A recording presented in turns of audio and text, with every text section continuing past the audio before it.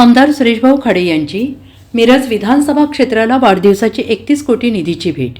सामाजिक न्यायमंत्री संजय शिरसाट यांच्या हस्ते या विकासकामाचे भव्य उद्घाटनाचे आयोजन. आमदार सुरेशभाऊ खाडे. माजी पालकमंत्री आमदार सुरेशभाऊ खाडे यांनी सामाजिक न्याय विभागाकडून 31 कोटीचा निधी खेचून आणून वाढदिवसाची अनोखी भेट मिरज विधानसभा क्षेत्रातील नागरिकांना दिली आहे. त्यांच्या या 67व्या वाढदिवसानिमित्त सामाजिक न्यायमंत्री संजय शिरसाट यांच्या शुभ हस्ते भव्य उद्घाटन सोहळा 1 जून रोजी आयोजित करण्यात आला.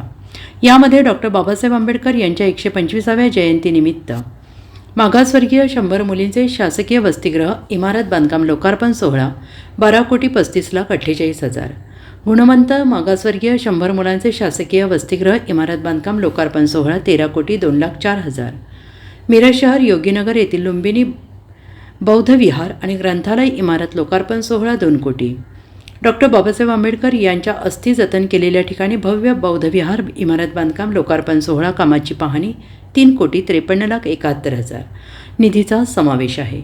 पर्यावरण संवर्धन करण्यासाठी 67व्या वाढदिवसानिमित्त मिरज मतदारसंघातील प्रत्येक ग्रामपंचायत कार्यालयास वृक्षारोपण करण्यासाठी 67 झाडे देणार असून असे 44 ग्रामपंचायतींना एकूण 2,09,48 झाडे देण्यात येतील.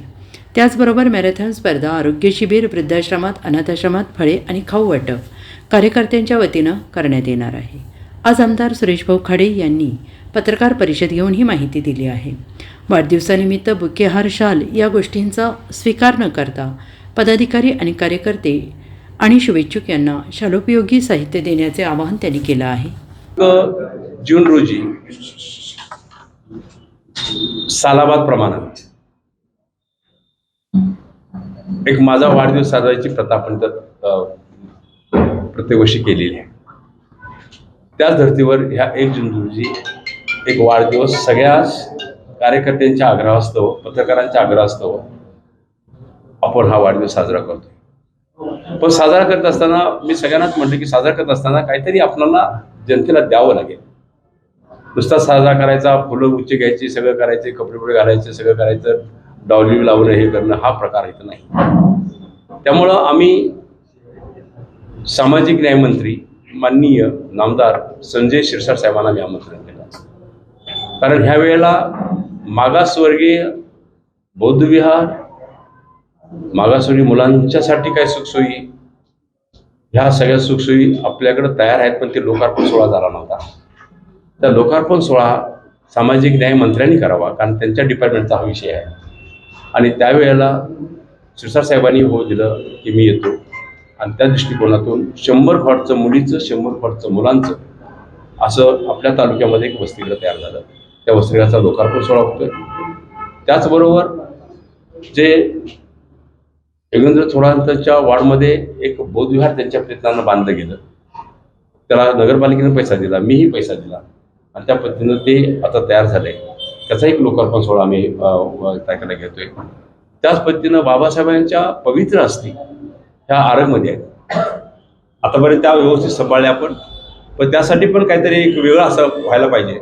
त्यासाठी आम्ही एक बौद्ध विहार बांधलं तिथं, आणि त्या बौद्ध विहारमध्ये त्या अस्थी, पावित्र्याच्या अस्थी व्यवस्थित राहाव्यात, लोकांना पर्यटन तत्व व्हावं, या दृष्टिकोनातून आम्ही 3 कोटी जवळजवळ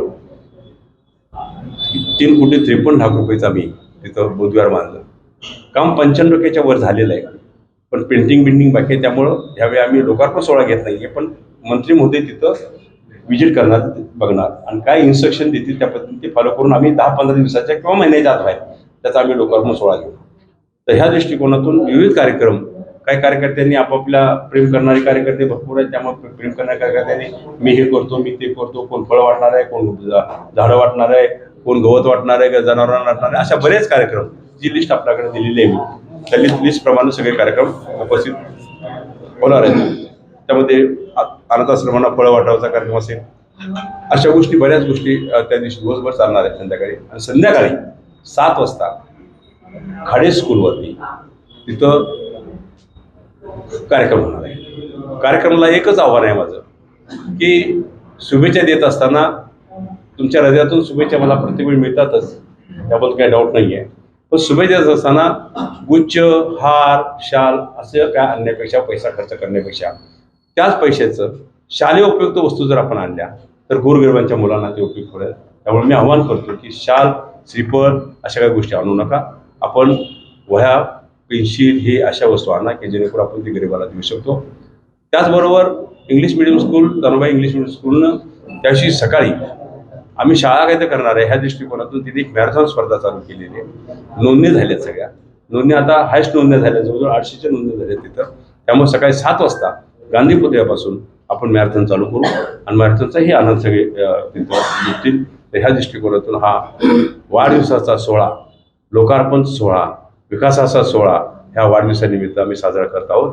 आपण सगळ्या पत्रकार लोकांनी, माझं हृदयपूर्वक तुम्हाला सगळ्यांना आमंत्रण आहे की आपण ह्या वाढदिवसाला आपण सगळ्यांनी हजर राहावं आणि आम्हाला शुभेच्छा द्याव्या. धन्यवाद. Bureau report, SBN Marathi, Sangli.